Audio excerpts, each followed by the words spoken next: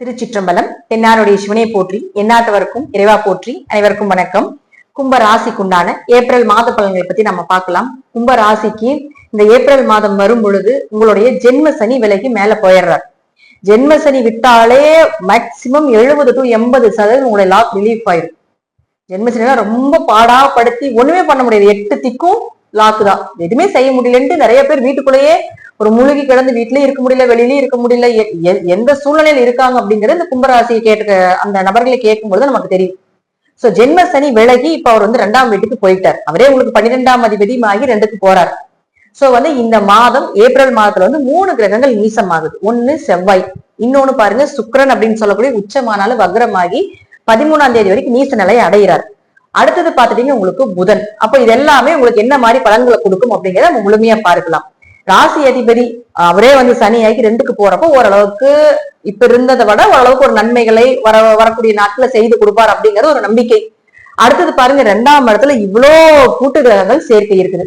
பொதுவா ஜாதகத்துல சுக்கிரன் ராகு, சுக்கிரன் உங்களுக்கு சனியோட சேர்றது, ராகு சுக்கிரன் சேர்றது, சூரியன் ராகு சேர்றது, இந்த மாதிரி ஒரு கூட்டு கிரக சேர்க்கை ஏதோ 1, 2 இருந்தாலும் அதை இங்க கொஞ்சம் கவனமா பார்த்து ஹேண்டில் பண்ணணும்.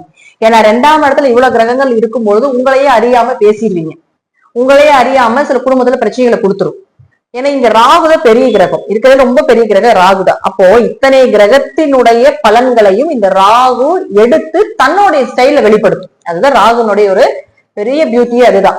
அப்போ ராகு 2ல இருக்கிறப்ப பேச்சு, குடும்பம், பணம், பொருளாதாரம் இதெல்லாம் ஏதோ கொடுத்துரும். ஆனா இருப்பினும் கொஞ்சம் கவனமா இருங்க.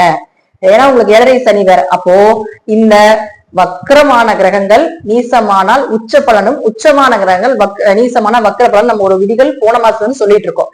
அப்படி இருக்கிறப்போ புதன் உங்களுக்கு இந்த இடத்துல நீசமாய் வக்ரமாயிருது. இப்ப அவரும் மறுபடியும் வக்ர நிவர்த்தியாய் நீசமாக போகிறார். இப்ப இதுல சொல்றோம் என்னன்னா புதன் கொஞ்சம் கவனமா இருக்கும். புதன் உங்களுடைய குழந்தை ஸ்தானாதிபதி. அப்ப குழந்தைகள் ரீதியாக கொஞ்சம் கவனமா இருங்க. புதன் உங்களுக்கு திடீர் அதிர்ஷ்டங்கள், திடீர் வருமானங்கள், அவமானத்துல சொல்லக்கூடிய ஒரு கிரகம் நீசமாகுது. கொஞ்சம் குழந்தைகள் ரீதியாக கொஞ்சம் கவனமா இருக்கணும். ஏன் இது குழந்தைகள் சொல்றேன்னா, சுக்கிரன் ராகு இளம் வயதில் இருக்கக்கூடிய ஆண்களாக இருந்தாலும் இளம் வயதில் இருக்கக்கூடிய பெண்களாக இருந்தாலும் கொஞ்சம் கவனமா இருக்கணும். இந்த கூட்டுச்சேர்க்கை அவ்வளவு சிறப்பு இல்லை. அப்ப குழந்தைகள் ரீதியாக குடும்ப ரீதியாக சின்ன சின்ன ஒரு மனக்கசப்புகளோ அல்லது மன அலைபாயிரதோ, தன்னையே மீறி சில செயல்கள் செய்ய வேண்டிய ஒரு சூழ்நிலையை கொடுத்துரும். அதே போல அடுத்தது பாருங்க செவ்வாய். செவ்வாய் யாருன்னா உங்களுக்கு 3 மற்றும் 10ஆம் அதிபதி, தொழில்காரகன். அப்ப தொழில்காரகன் உங்களுக்கு நீசமாகிறார். அப்ப தொழில கொஞ்சம் கவனமா இருக்கணும். தொழில கொஞ்சம் நீசமாகிறது, தொழில ஏதாவது ஒரு இடர்பாடுகள், கொஞ்சம் லாபங்கள் வராம இருக்கிறது, கொஞ்சம் அண்ணன் தம்பிகளுக்குள்ள கொஞ்சம் சண்டை சச்சரவுகள் வர்றது, இதெல்லாம் இந்த செவ்வாய் கொடுத்துருவார். அவரும் இந்த மாசம் போது இங்கதான் இருக்க போறார். புதன் இங்கதான் இருக்க போறார். அடுத்தது பாருங்க உங்களுக்கு 7க்குடைய சூரியன். சூரியன் மட்டும் பாருங்க 2ல இருந்தார் 13ஆம் தேதி வரைக்கும். அடுத்தது 13ஆம் தேதிக்கு மேல உச்சமாவார். சோ சூரியனை பொறுத்த வரைக்கும் கணவன் மூலமாக, மனைவி மூலமாக ஏதாவது தனவரவு, ஒரு காரியங்கள் நடக்கிறது, இதெல்லாம் கண்டிப்பாக நடக்கும். சூரியன் கொஞ்சம் பவரா இருக்கிறதுனால கொஞ்சம் தைரியமா எல்லாத்தையும் எதிர்த்து போராடக்கூடிய தன்மை இந்த மாதம் நிச்சயமாக உங்களுக்கு கிடைக்கும்.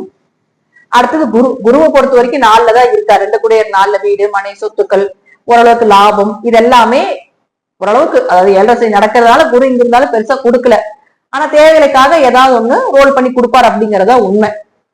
அப்ப இந்த மாதம் முழுவதும் பாத்துட்டீங்கன்னா உங்களுக்கு செவ்வாய் அப்படிங்கிறது தொழில்காரகன் நீசம், குழந்தை ஸ்தானாதிபதி புதன் நீசம். அடுத்தது பாருங்க சுக்கிரனை பொறுத்த வரைக்கும் 4 மற்றும் 9ஆம் அதிபதி, தாய் மற்றும் தந்தையினுடைய ஆரோக்கியத்துல கவனமா இருக்கும் 14ஆம் தேதி வரைக்கும். 14ஆம் தேதிக்கு மேல ஒரு உச்சமாகும் பொழுது பண வரவு, பொருள் வரவு, தாய் தந்தையினுடைய சொத்துக்கள், பூர்வீக சொத்துக்கள் வருவது, ஆரோக்கியம் சிறப்பாக இருப்பது, வீடோ மனைகளோ சொத்துக்களோ வண்டி வாகனங்கள் புதுசா புதுப்பிக்கக்கூடிய ஒரு அமைப்பு, பழைய இடம் இருந்தாலோ பழைய வீடு இருந்தாலும் அதை மாத்தலாம், அல்லது ஒரு இடமாற்றம் பண்ணலாம், தொழில் மாற்றங்கள் பண்ணலாம், தாய் தந்தையினுடைய சண்டை சச்சரவு இருந்தாலும் அவங்களோட சுமூகமா போலாம் அப்படிங்கிற எண்ணத்தை எல்லாம் இந்த சுக்கிரன் கொடுக்கும். இருப்பினும் இந்த போல ஏதாவது கூட்டு கிரகங்கள் சேர்க்கை உங்களுக்கு இருக்கு. ஏன்னா இந்த ஒரு 2-3 மாசம் தான் இங்க இருப்பாங்க. அதுக்கப்புறம் பாத்தீங்கன்னா எல்லாம் அள்ளி தெளிச்ச மாதிரி ராகு கீழே இறங்கிடும். சனி மட்டும்தான் அங்க நிற்கும், மத்த எல்லா கிரகங்களும் விலகிடுவாங்க. சுக்கிரன் மட்டும் உங்களுக்கு ஒரு 2 மாசம் அங்கேயே இருப்பார்.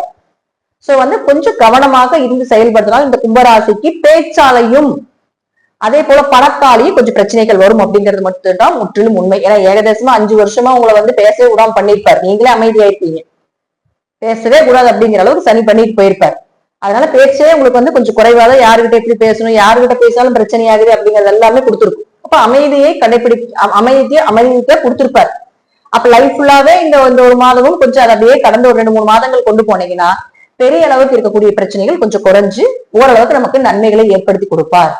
தசாபுத்தி நல்லா இருந்தா எதையும் எதிர்கொள்ளக்கூடிய தன்மைகள் உண்டு. தசாபுத்தி சரியில்லைன்னா நான் சொல்வது போல கொஞ்சம் என்னென்ன கிரகங்கள் நீசம்னா வலு இல்லைன்னு அர்த்தம், பவர் இல்லைன்னு அர்த்தம். இப்ப செவ்வாய் பவர் இல்ல, புதன் பவர் இல்ல அப்படின்னா அப்ப அதை நான் சொன்னேன் இல்லைங்களா, குழந்தைகள் தொழில்களில கொஞ்சம் கவனமாக இருந்து குலதெய்வ ஸ்தானத்தை கொஞ்சம் கெட்டியா பிடிச்சு குலதெய்வத்தினுடைய வழிபாடுகளை அதிகப்படுத்தும் பொழுது இது வரக்கூடிய ஒரு தாக்கத்தை குறைச்சு கொடுக்கும் அப்படிங்கறத முற்றிலும் மாற்றவே முடியாது. வருவதை குறைப்பதற்கு உண்டானது தெய்வ வழிபாடு, அது மட்டும்தான். நன்றி. மீண்டும் ஒரு நல்ல பதிவுல சந்திக்கலாம். திருச்சிற்றம்பலம், தில்லையம்பலம், ஸ்ரீ நரசிம்மத்துடிகளே சரணம். ஸ்ரீ குபேரன் டிவியை பார்த்தமைக்கு நன்றிகள். மேலும் இது போன்ற தகவல்களை தெரிந்து கொள்ள ஸ்ரீ குபேரன் டிவியை சப்ஸ்கிரைப் செய்யுங்கள். மறக்காமல் பெல் ஐக்கானை கிளிக் செய்யுங்கள்.